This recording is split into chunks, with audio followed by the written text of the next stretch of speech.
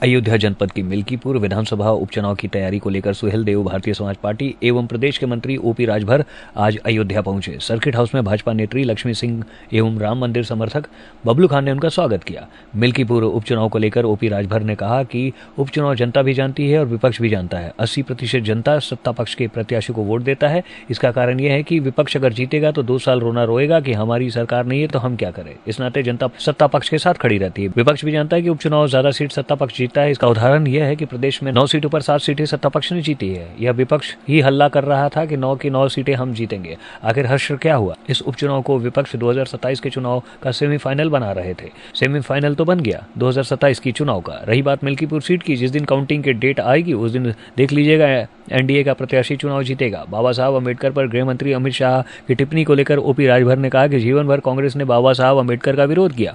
बाबा साहब गरीब शोषित वंचितों की लड़ाई जीवन भर कांग्रेस से लड़ते रहे। बाबा साहब को 2 बार चुनाव कांग्रेस ने हराया। केंद्रीय मंत्रिमंडल से बाबा साहब को कांग्रेस के कारण इस्तीफा देना पड़ा। आज कांग्रेस बाबा साहब अम्बेडकर के नाम पर सिर्फ वोट की राजनीति कर रही है। गृह मंत्री अमित शाह का यह मकसद नहीं था कि डॉक्टर अम्बेडकर का विरोध करे। बाबा साहब अम्बेडकर के संबंध में गृह मंत्री ने केवल इतना कहा कि आज जो आप अम्बेडकर कर रहे हो, अगर उनकी विचारधारा माने होते तो आज देश की यह दुर्गति नहीं होती। जनसभा है मिल्कीपुर उपचुनाव को लेकर के है क्या? देखिए, उपचुनाव है और मिल्कीपुर में जनसभा करने के उद्देश्य से हम लोग आए हुए हैं। उद्देश्य तो वही है। अगर मिल्कीपुर उपचुनाव की बात करें तो किस तरीके से तैयारियां हैं, और क्या अगर बात करें तो विपक्ष भी लगातार कह रहा है कि हम चुनाव जीत रहे हैं, तो क्या कहेंगे आप? देखिए, बाई इलेक्शन जनता भी जानती है, विपक्ष भी जानते हैं कि जनता सत्ता पक्ष के प्रत्याशी को वोट देती है।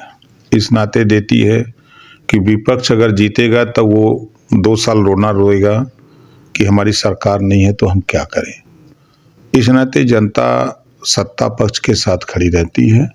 विपक्ष भी जानता है कि बाई इलेक्शन ज़्यादा सीटें सत्ता पक्ष जीतता है, जिसका उदाहरण अभी आपने देखा कि 9 सीटों का चुनाव था तो यही समाजवादी पार्टी के नेता भोपू लेके चिल्ला रहे थे 9 की 9 जीतेंगे, और 27 का सेमीफाइनल बना रहे थे।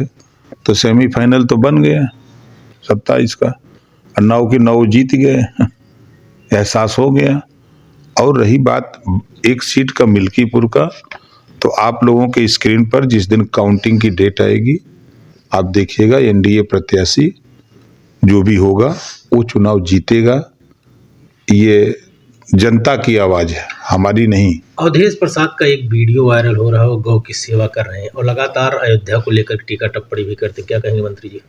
वो दिखावटी है और कोई बात नहीं है। मंत्री जी, एक सवाल और है कि जिस तरह से नीतीश कुमार बिहार में एनडीए का साथ छोड़ रहे हैं और आपके साथ वो केंद्र में भी है, तो क्या लगता है कि सत्ता परिवर्तन की ओर? कहाँ छोड़ रहे हैं?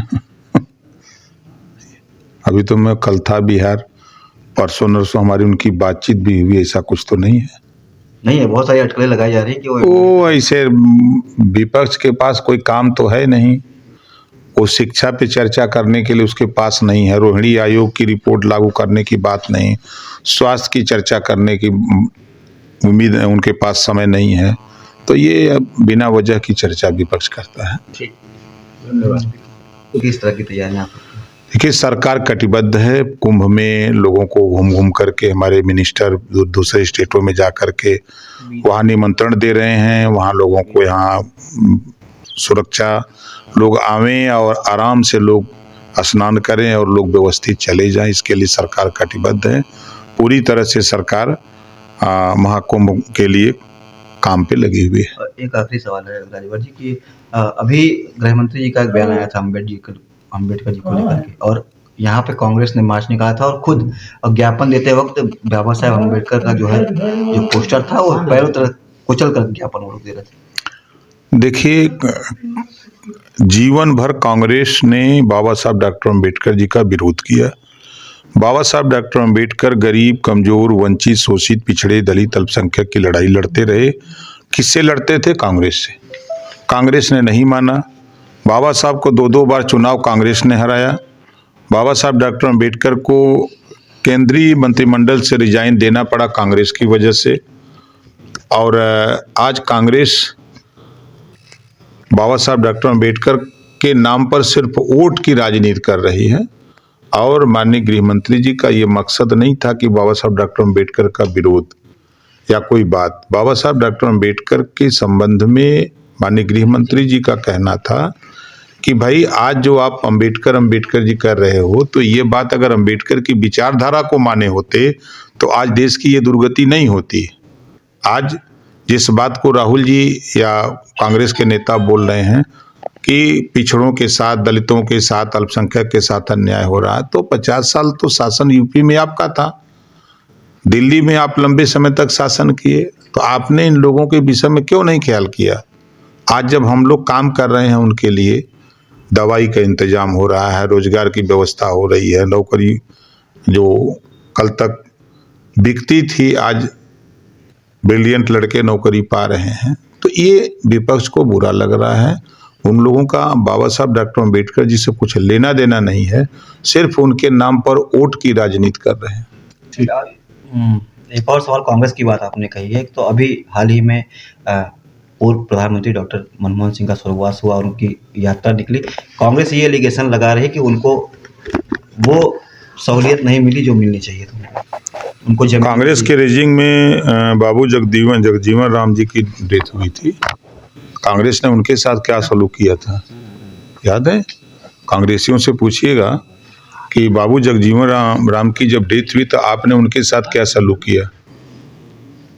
बोलने से पहले कांग्रेस को अपने गिरेबान में झांक के देखना चाहिए कि हमने क्या किया था। संवेदना है उनके प्रति, बिल्कुल संवेदना है। उपल नर्सिंग होम, जहां आपको मिलती हैं विश्व स्तरीय चिकित्सकीय सेवाएं, आंखों की जांच, डेंटल सर्जन, आई केयर सेंटर आदि अन्य सुविधाएं केवल एक ही छत के नीचे।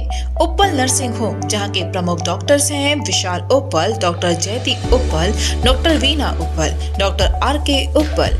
उपल नर्सिंग होम, शंकर विहार, बैंक कॉलोनी, मथुरा।